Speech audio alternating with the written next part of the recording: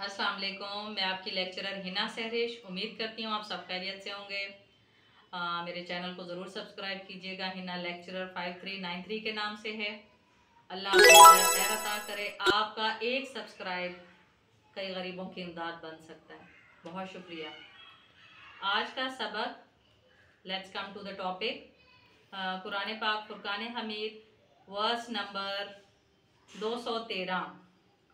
कानन्नासु उम्मतन वाहिदतन फबअसल्लाहु नबिय्यीन मुबश्शिरीन व मुनज़िरीन व अंज़ला मअहुमुल किताब बिल हक़्क़ि लियहकुमा बैनन नासि फ़ीमा इख्तलफ़ू फ़ीहि व मा इख्तलफ़ फ़ीहि इल्लल्लज़ीना ऊतूहु मिन बअदि मा जाअतहुमुल बय्यिनातु बग़यन बैनहुम फ़हदल्लाहु अल्लज़ीना आमनू लिमा इख्तलफ़ू फ़ीहि मिनल हक़्क़ि बिइज़्निहि वल्लाहु यहदी मन यशाअ इला सिरातिन मुस्तकीम।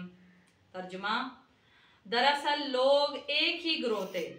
अल्लाह ताला ने नबियों को खुशखबरियां देने और डराने वाला बनाकर भेजा और उनके साथ सच्ची किताबें नाजिल फरमाई ताकि लोगों के हर इख्तलाफी अम्र का फैसला हो जाए और सिर्फ उन्हीं लोगों को जो इसे दिए गए थे अपने पास दलाइल आ चुकने के बाद आपस के बुग़्ज़ व अनाद की वजह से इनमें इख्तलाफ किया। इसलिए अल्लाह पाक ने ईमान वालों की इस इख्तलाफ में भी हक की तरफ अपनी मशीयत से रहबरी की, अल्लाह के एहसान में से। और अल्लाह जिसको चाहे सीधी राह की तरफ रहबरी अता करता है। बेशक यहाँ पर बात अल्लाह रब्बुल इज़्ज़त फरमा रहा है, दरअसल तुम सब एक ही ग्रोह थे। यू वो belong to a same group. Allah रब्बुल इज़्ज़त फरमा रहा है, हज़रत आदम अलैहिस्सलाम से लेके हज़रत नूह अलैहिस्सलाम तक के इस इरा में तुम सब एक ही थे। फिर उसके बाद क्या हुआ? जैसे नबी पाक सल्लल्लाहु अलैहि वसल्लम की एक हदीस मुबारका, हदीस तवातुर के, तुम्हारी माओ ने तुम्हें मुसलमान जना है, लेकिन अल्लाह ने तुम्हें मुसलमान पैदा फरमाया है, लेकिन बाद में तुम्हारे माँ बाप तुम्हें, तुम्हारे आबा व अजदाद तुम्हें मुशरिक बना देते हैं, तुम्हें फिरका वरायत में डाल देते हैं। अल्लाह ने तुम्हें एक मुसलमान पैदा किया है। तो अल्लाह ने यहाँ हम सबको एक गिरोह पैदा किया। यहाँ से बुग़्ज़ व अनाद का सिलसिला शुरू हुआ। यहाँ से फिर उसके बाद क्या हुआ? यहाँ से इसके बाद बुत परस्ती का सिलसिला शुरू हो गया। हजरत इदरीस के दौर से शुरू हुआ ये सिलसिला के बाज़ रिवायात में हकीकत ये भी मिलती है कि 6-7 साथी ऐसे हुआ करते थे जो कि अल्लाह की खालिस्तन इबादत फरमाते थे। हजरत इदरीस अलैहिस्सलाम के सच्चे सहाबा थे। और फिर हजरत इदरीस अलैहिस्सलाम की वफात के बाद लोगों ने जब उनकी पैरवी शुरू की और जब उनकी वफात हो गई तो उनकी वफात के बाद लोगों ने उनके बुत बना लिए। कहा कि हमें तशफ़ी और सुकून मिलता है कि हाँ चलो हम इनकी इबादत तो नहीं कर रहे, हम इबादत तो अपने रब की कर रहे हैं, लेकिन ये हमारे सामने रखे रहें। और फिर उनसे अगली नस्ल आई, उन्होंने उन्हीं बुतों की पूजा करना शुरू कर दी और यहाँ से ये सिलसिला हो चला बुत परस्ती का। शैतान ने उनको ईमान से हटा दिया, शैतान ने उनके अंदर बुग़्ज़ व अनाद डाल दिया। तफसीर इब्ने कसीर में भी यही बात आई है। तो अल्लाह रब्बुल इज़्ज़त भी यही फरमा रहा है। तो यहाँ पर क्योंकि पीछे हम लोग ऑलरेडी बात कर चुके हैं यहूदियों की, यहूदियों ने ये काम किए थे और उनकी बदबख्तियाँ ये समझते थे कि शायद हम जन्नत में ऐसे ही चले जाएंगे। वही बात अल्लाह रब्बुल इज़्ज़त आगे भी फरमा रहा है, अम हसिबतुम अन तदखुलुल जन्नता वलमा यातिकुम मसलुल लज़ीना खलौ मिन क़ब्लिकुम मस्सतहुमुल बअसाउ वद्दर्राउ वज़ुल्ज़िलू हत्ता यक़ूलुर रसूलु वल्लज़ीना आमनू मअहु मता नस्रुल्लाह अला इन्ना नस्रुल्लाहि क़रीब। क्या तुम गुमान किए बैठे हो? Are you assuming to go to जन्नतुल फिरदौस directly without any testation, without any examination? ऐसा हो ही नहीं सकता। अल्लाह रब्बुल इज़्ज़त फरमाता है, क्या तुम ये गुमान किए बैठे हो कि जन्नत में चले जाओगे, हालांकि अब तक तुम पर वो हालात नहीं आए जो तुमसे अगले लोगों पर आए थे। उन्हें बीमारियां, मुसीबतें पहुंची और यहाँ तक कि वो झंझोड़े गए रसूल के साथ के ईमान वाले कहने लगे कि अल्लाह की मदद कब आएगी? सुन रखो कि अल्लाह की मदद करीब है। यहाँ पर हजरत खबाब बिन अर्त रज़ी अल्लाह अन्हु फरमाते हैं, या रसूल अल्लाह सल्लल्लाहु अलैहि वसल्लम, बेटा आप इजी बैठिए, रसूल अकरम सल्लल्लाहु अलैहि वसल्लम आप अल्लाह रब्बुल इज़्ज़त से हमारी मदद क्यों नहीं तलब फरमाते? तो अल्लाह रब्बुल इज़्ज़त ने इस आयत करीमा की वही नाजिल फरमाई और फरमाया तुम तो अभी से ही थक गए हो। नबी पाक सल्लल्लाहु अलैहि वसल्लम ने फरमाया तुमसे पहले वो वक्त आया जब मुसलमानों को आरे से काटा गया, लोहे की कंघियों से उनके जिस्मों को छलनी किया गया, उसके बावजूद भी उन्होंने खुदा के दीन वहदानियत, वो इस किस्म के मुवाहिद लोग थे, they were firmly believe in the oneness of Allah subhanahu ta'ala, कि वो हटे नहीं, they never get apart, they had never been abandoned the Islam। तो आप तो अभी से ही थक रहे हो, और याद रखो अल्लाह रब्बुल इज़्ज़त फरमाता है बेशक मेरी मदद करीब है, इसमें कोई शक नहीं, अल्लाह पुकारने वाले की पुकार को सुनता है। जब आप कलमा गो हो गए तो क्या आप ऐसे ही छोड़ दिए जाओगे? नहीं नहीं, हरगिज नहीं। कि हरकल से जब सवाल किया, हरकल ने सवाल किया अबू सुफियान से, तब जब ये मुसलमान नहीं हुए थे, कि क्या तुम्हारी इस नबी आखिरुज़्ज़मान सल्लल्लाहु अलैहि वसल्लम के साथ क्या कोई जंग हुई? फरमाया कई जंगें हुई, कई में वो जीते, कई में हम जीते।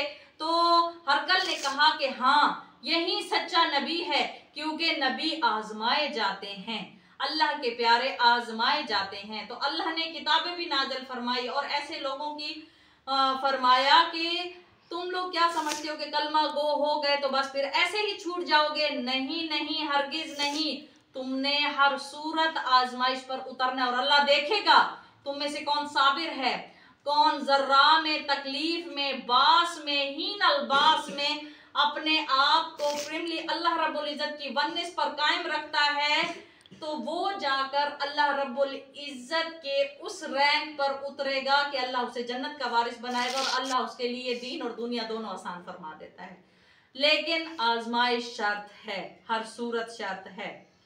अगली आयत करीमा, या सलूना का माजा युनफिकून कुल मा अनफक्तुम मिन खैरिन फलिल वालिदैनि वल अक़रबीन वल यतामा वल मसाकीन व इब्नस सबील व मा तफ़अलू मिन खैरिन फ़इन्नल्लाह बिही अलीम। आपसे पूछते हैं कि क्या वो खर्च करें? आप कह दीजिए जो माल तुम खर्च करो वो माँ बाप के लिए है, और रिश्तेदारों और यतीमों और मस्कीनों और मुसाफिरों के लिए, और जो तुम कुछ भलाई करोगे अल्लाह ताला उसका इल्म रखता है।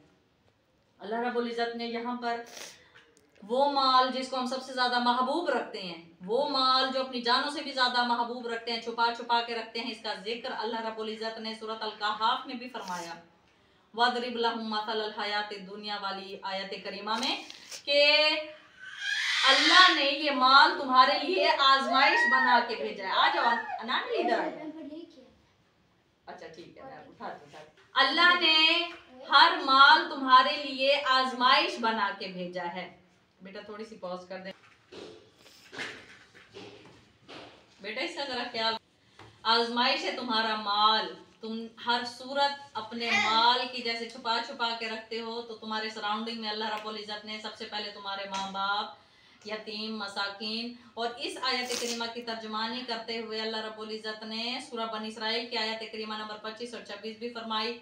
वालदैन के हवाले से वक़ज़ा रब्बुका अल्ला ताबुदू वाली आयत करीमा के वक़्फ़िज़ लहुमा जनाह ज़ुल्लि मिनर रहमति वक़ुल रब्बिरहमहुमा कमा रब्बयानी सग़ीरा।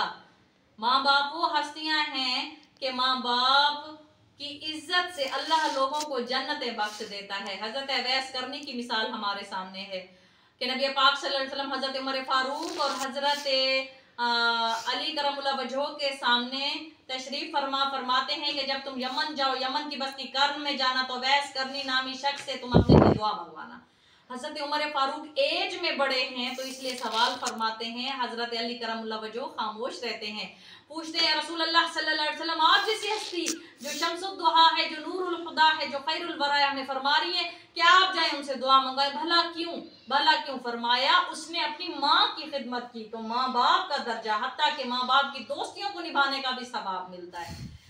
कि अल्लाह रब्बुल इज़्ज़त ने फरमा दिया तुम्हारे माँ बाप, जिसने अपने माँ बाप को तबस्सुम उसकी खुशी का ऐसे मौजब बने कि उनके चेहरे पर तबस्सुम आ गई, उनके चेहरे पर खुशी आ गई, तो अल्लाह रब्बुल इज़्ज़त उस मुस्कान के सदके उनको एक हज मबरूर का सवाब अता करता है।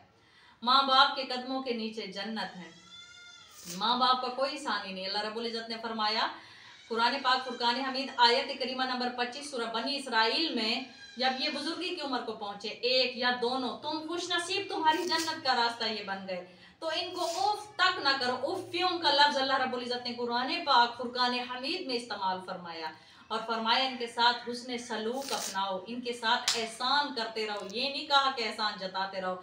आज तो हम लोग इतने मॉडर्न हो गए, इतनी मोटी मोटी डिग्रियां हमारे पास, छूटते ही माँ बाप को ओल्ड होम्स में हम लोग भेज देते हैं और जुल्म की इंतहा होती है कि हम समझते हैं कि हमारे माँ बाप हमारे पर वजन है, तो अब इनका वजन कौन उठाए? हुकूमत उठाए। और फिर हम कहते हैं हमारी दुआएं कबूल नहीं होती, हमारे रिस्क में बरकत नहीं, हमें ये परेशानी, मज़ारों पे जा रहे हैं, कब्रों के गिर्द घूम रहे हैं, ये खुदा का खौफ नहीं आता। पीरो मुर्शिद हमारे माँ बाप, हमारे बुजुर्ग, उनका ख्याल रखें। जो माल अल्लाह ने ज़्यादा दे दिया, हमारे सराउंडिंग में गरीब रिश्तेदार बिठा दिए, हमारे माल पर उनका हक है।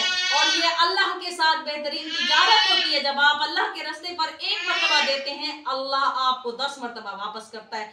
ये मेरे रब्बे करीम का वादा है। और अल्लाह रब्बुल इज़्ज़त ने फरमा दिया, यतीमों का, मस्कीनों का, मुसाफिरों तक का उसमें हिस्सा है। और तुम जो कुछ भलाई करोगे अल्लाह ताला उसको बाखूबी जानता है। तो आमन्तु बिल्लाहि सदक़ल्लाहुल अज़ीम। अगली आयत करीमा फिर इंशाअल्लाह अज़ीम कल डिस्कस करेंगे। आज मैं रिपीट कर देती हूँ कि आयत करीमा नंबर 213 से 215 तक का ये सबक। मैं आपकी लेक्चरर की ना सहरिश आज से इजाज़त चाहती हूँ। मेरा छोटा भी बड़ा रो रहा है, तो मैं ज़रा उसको संभाल लेती हूँ और उसके लिए दुआ भी कीजिएगा। उसकी तबीयत ज़रा ख़राब हो रही है। अल्लाह आपके बच्चों को सलामत रखे, आप सबको सलामत रखे। अस्सलाम वालेकुम।